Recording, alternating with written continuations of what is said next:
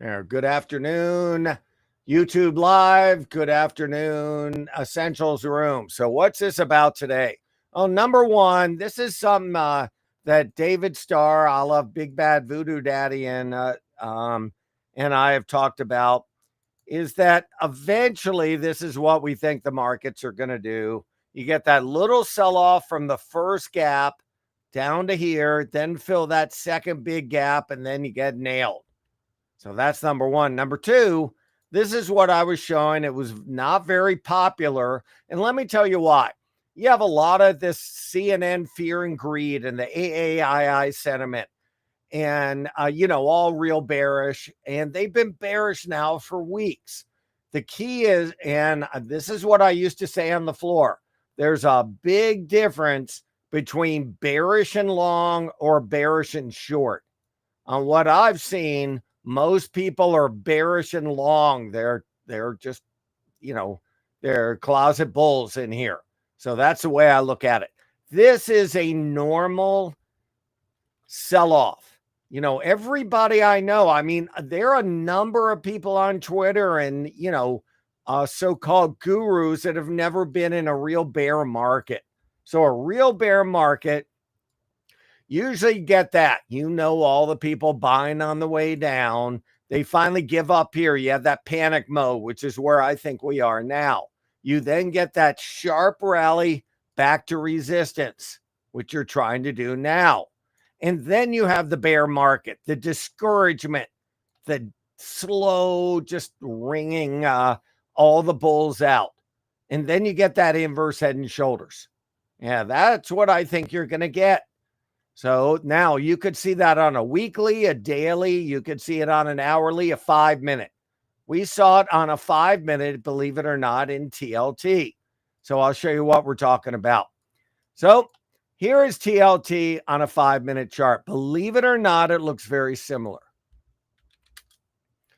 So you got this on a 5-minute. So you got the sell-off, you got the panic, you got the slow death, and then the inverse head and shoulders. And that's why we bought bonds here. We didn't buy on the way down. We bought when it developed that bottom right here, similar to that. Now, believe it or not, the same thing, except it was on a 5-minute. And that's why we came in long TLT. So I just want to let you know that. Now, what do I think about the broad market? I think we're in a downtrend. I think that's, you could have sharp rallies. The first thing I watch is this. So if you go, really the bottom in this whole real dive is obviously the COVID lows. The COVID lows. So that's the big bottom. But let's say you're taking from November of 23. So you're going to see the Russell has done 100% retracement, while the ES has done 50% retracement. So that's a warning sign. That doesn't mean you have to go down to here. What it does mean, though, is the thing that made you go down better start rallying, which is the Russell. So the other one that made you go, that went down, was the transports. They've also done 100% retracement, even more. That's the hand right here. They've done more. If you also do a grand scheme of things and take the high here to the COVID lows, yeah, the transports are at a 50% retracement. This isn't even close. Holy crap. Look at that. So I'm just telling you that it doesn't mean that the ES and the NDX have to go there. What it means to me is that if you're concentrating on in your hope, you're in the hope stage saying the SPX is going up. If you want the SPX to go up, then the things that made it go down need to outperform. You need to have the positive divergence in the growth-oriented indexes. The two biggest growth-oriented indexes, in my opinion, are the transports and the Russell. You're not seeing them rally. When I don't see them rally, well, guess what? If they're acting this poorly, I have to use those as my tells. That's why the subject of this is about tells. So when I see an hourly chart, I see the S&P have this nice rally right here, which is actually where I said it would go. If you don't follow me on Stock Twits, I have like 57,000 followers. This has all been laid out. Now you might be like, why the heck aren't you showing that in the rooms? I am. But the problem is I can't post in 5 different chats. And the other thing is that it erases in the chats at the end of the night. So I would just go into my running journal. There you go. Guess where it sold off from today? Yeah, right there. This was posted before the opening. Now, what else do we have? We had that if the Russell went under the 200 weekly, then the S&P was more likely to go to the 200 weekly. There you go. Right? I do a lot of charts on Stock Twits. Well, it's in here. There. This is what I was saying. This is from April 6th, near the weekly, because that was at the weekly. I mean, the Russell and the transports. In fact, that was April 6th, but go check this out. It's pretty cool. That's from April 3rd. Yeah, when it was 5,400. Transports are at way under it. This tends to go toward it. So it's already gone there. So I would go and watch what I do in Stock Twits because it's a running journal and I can't delete the post after 5 minutes if the post stinks. But the reason I'm showing you that is right now the S&P has rallied this much. It's rallied about 500, 600 points. But the transports are down still here and the Russell hasn't really rallied that much. They've rallied, don't get me wrong, but the key is because they brought the markets down in the first place, they better lead to the upside. And at the moment, they're not. They're not. So the way we're doing it is tells. All we're doing in here is we're taking the markets like algorithms. We're trying to be an algorithm. I think that most don't understand that algorithm. I traded on the floor a long time. I was with a day trading firm for years and years and years. I don't think everybody realizes that algorithms are not 100 different variables that are so confusing it would blow your head up. They're extremely simple. So like this, I'll show you a perfect example. Go and take gold. This is what I mean by extremely simple.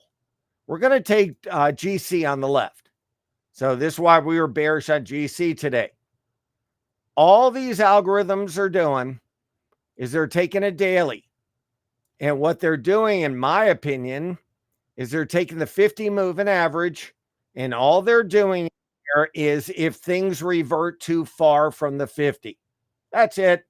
So in a big old bull market, these things have a habit of drifting back toward their 50 or their 20.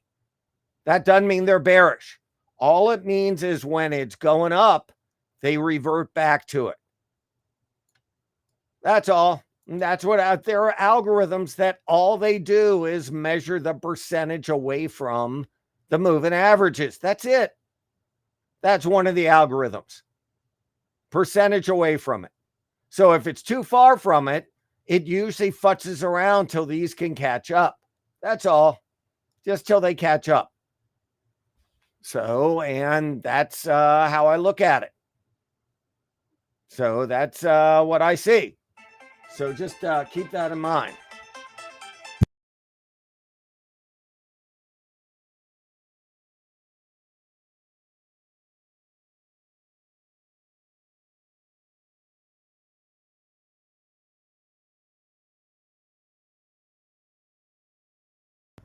So that's all the algorithms are doing.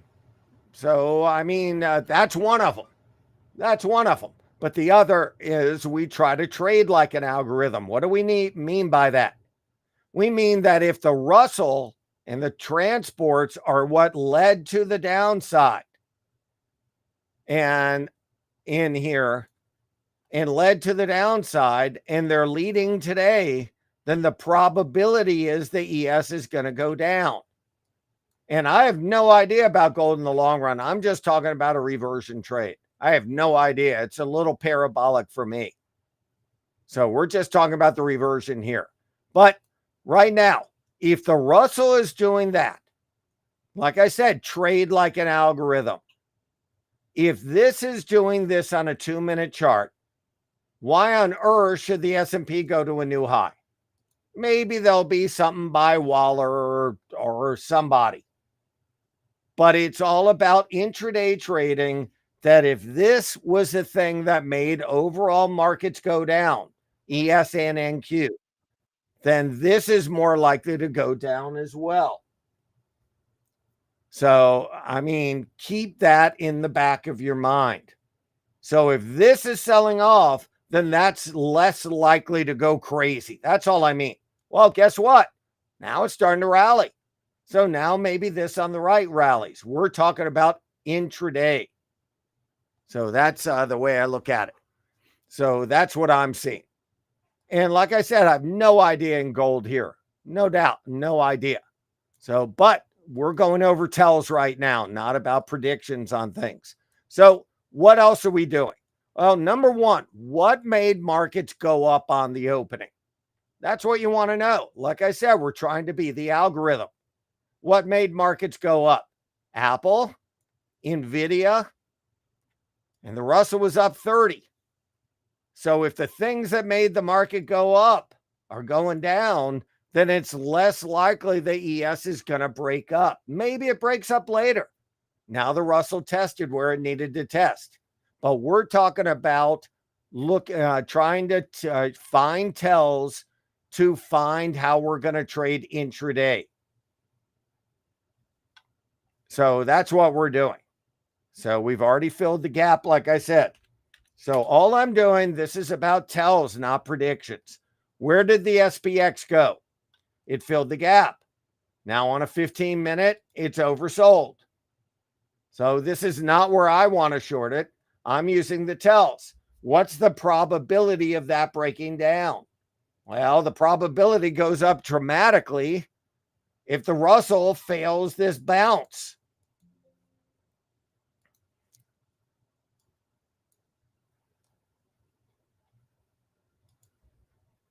And I'll tell you right now, another thing about tells. I want to make clear something about tells. I don't even look at the ticks. I watch more people lose their butt by saying, oh, the ticks are strong. I guess the markets are going to stay up. Well, the ticks are strong all day and the market sold off about 300 points. The S&P sold off 90. I don't even look at the ticks. If I day trade, I'll look at the ticks. I'll look at how things act to the ticks rallying. So if the ticks do this, but the ES is doing that, then to me that's bearish, because it means that they're trying to prop up the markets and they're doing a bad job. So I don't even use the ticks. I use the things that I think algorithms look at. What else is bothering people? The dollar. Now the dollar refuses to go up. That is a tell that foreigners are selling the dollar to sell stocks, U.S. stocks, because they're denominated in U.S. dollars. So the lower the dollar goes, yeah, I know you've heard a million times, oh, the dollar goes down, that's bullish for the stock market. Well, it hasn't been. It's all, every year is different. Right now, people are worried about money leaving the U.S.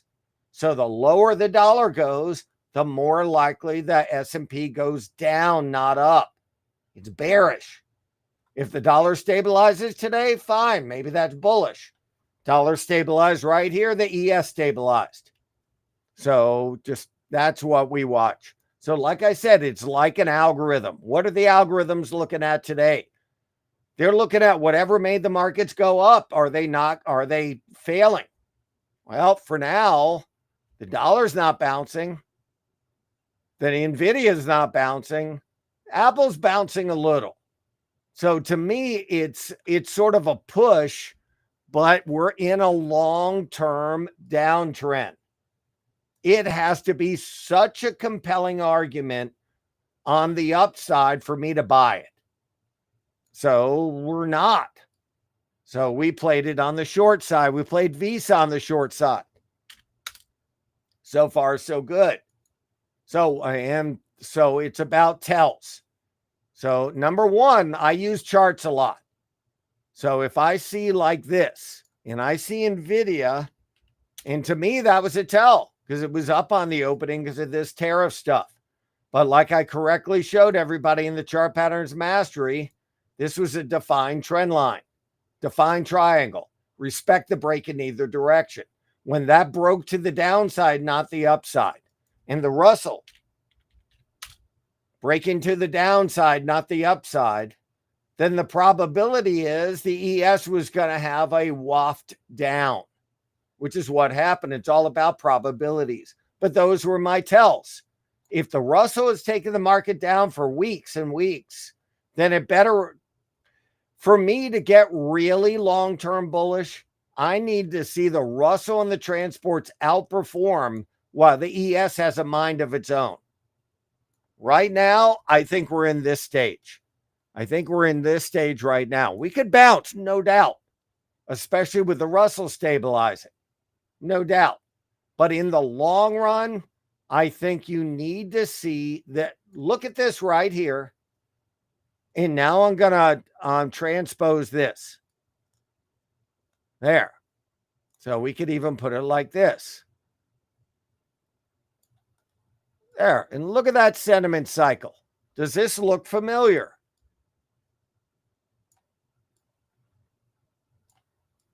Consolidation, consolidation. Panic, panic. Rally back to resistance, rally back to resistance. Isn't that amazing? Everybody's going to think it's over. We're going straight up. So that's what I'm watching. So when I'm looking at tells, when you're in a downtrend, I better see really positive tells for me to go do swing longs. Better see real positive tells. Like I said, you could go up, no doubt. We were playing the downside temporarily. Right now we're flat, completely flat. So look at this again on the left, and now look at TLT on the right, and go to a 5-minute chart.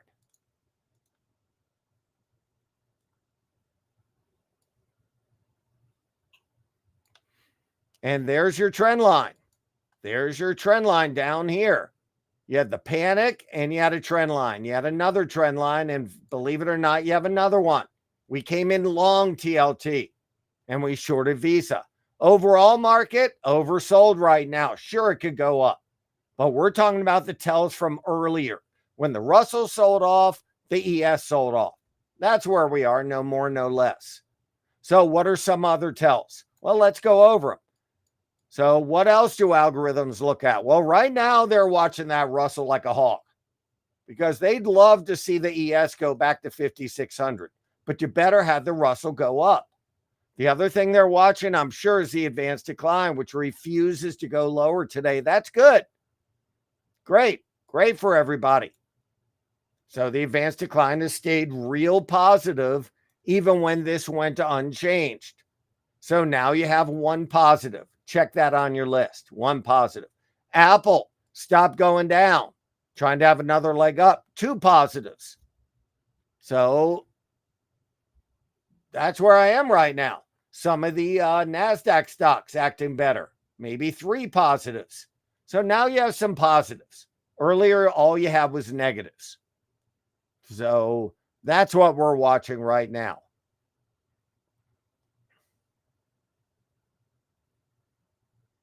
And that's what we're watching. So, and I'm just telling you that for me, it's all probability. So right now, just check this out. If the Russell was down here, so it was down in the dumps, and on the left, the ES was down in the dumps. But the Russell, and this is what pulled down the ES. So if this starts going up. I mean, the ES wasn't acting that bad in the first place, as reflected by the advanced decline. The internals were okay. So the moral of the story, if this rallies, that'll probably rally. So all about tells. When this broke, then this was more likely to break. Intraday, and I've gone over this ad nauseum on our site probably about 21 times, and in the nightly videos, and in the free videos, and on our learning videos on the site. Intraday, I only use a 20 and an ATR trailing stop, nothing else. On a daily, determining the trend, sure, I'll use other ones. On the right, same thing. Use the ATR trailing stop in the 20. So the Russell got over it, but you'll notice something interesting. The Russell didn't get over it, but the ES already did. So now you have a tell. If this goes up, then this is more likely to stay in an uptrend, a temporary uptrend, a 2-minute uptrend. And that's exactly what happened. So I'm not that bearish here. It did what I thought it would do. What are my tells now? Russell acting better, transport's acting better. So this will stay up. If all of a sudden one of these craps out, sure, I'll think something different. So the tell at the moment, if I'm an algorithm, is advanced decline, check, positive. Russell, check. ES, held where it needed to hold. Apple, check. Amazon, check. NVIDIA, check. So now you have bullish reasons when before all you had was bearish. So there's a time and a place to play the downside. And I don't go long the ATR trailing stop. I use it as a trend indicator. It's not a holy grail. Just because it gets over something doesn't make it a buy. That's why I'm going over tells. So, but at least it has some kind of trend. Some kind of trend. Charts trump everything, number one. Number two, I always use a longer term time frame. That's a little dicey, but it's working for now. But I don't automatically buy and sell. If I'm short, I cover in here. If it crosses when a longer term chart's bearish, I might not do a thing. So the key is the trend, staying in the trend. So if I'm short, I'm getting out of my short in this zone. That's all. Doesn't mean I have to buy. So like I said, there's no holy grail in this, whether it's a ATR trailing stop or it's a stochastic or a MACD, but at least it gives you an idea of where I'd cover a short. And like I said, that's why I'm going over tells. I like 3 reasons to do something. So what are my 3? Are there 3 reasons? Yeah, let me give them to you. Number 1, ES oversold on a 15-minute chart. ES filled the gap. And the thing that made it go down, the Russell, is going up. So sure, I can look for initiation on the long side. But the problem is now you're going to bump up against that. Is it worth 10 points? Sure, you could try to play it for 10 points. But for me to do a longer term trade, I need multiple reasons. I would like to see it over an ATR trailing stop on multiple time frames. It's all about your time frame. If you want to play an ultra short-term trade, sure, you can use a 2-minute or a 1 as long as you combine it with other criteria. So that's the way I'm looking at it.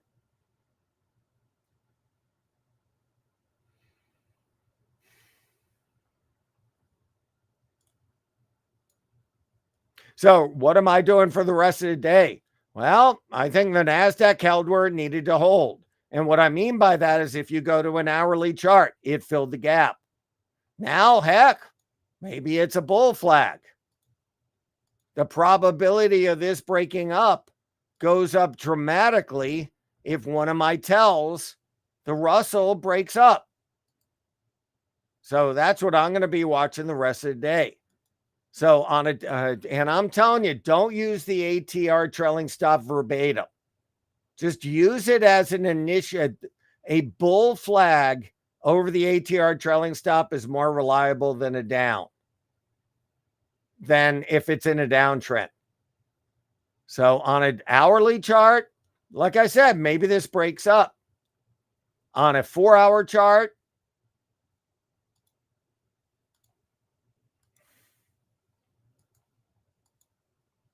sure, it could still break up. It held where it needed to hold. But for this to break up, I really need the Russell to act better. If the Russell gets over this, then this is more likely to break up. So it's all about tells. And so that's how I'm doing it. So I'm not shorting here. The Russell held. It was really weak earlier, really weak. So when it broke this downtrend line, this uptrend line, we were leaning short. So that's how we were doing it.